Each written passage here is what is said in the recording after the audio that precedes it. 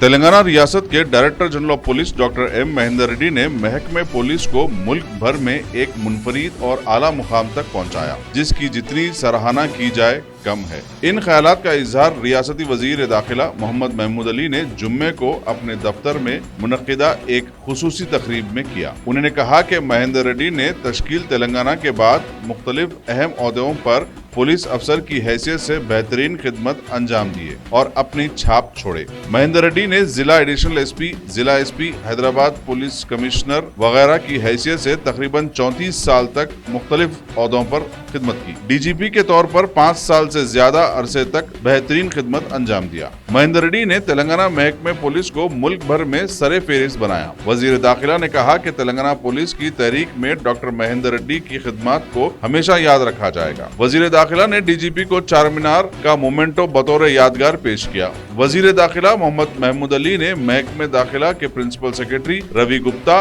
Additional DGP Jitendra, Sanjay Kumar Jain और दीगर को नए पोस्टिंग पर मुबारकबाद पेश की।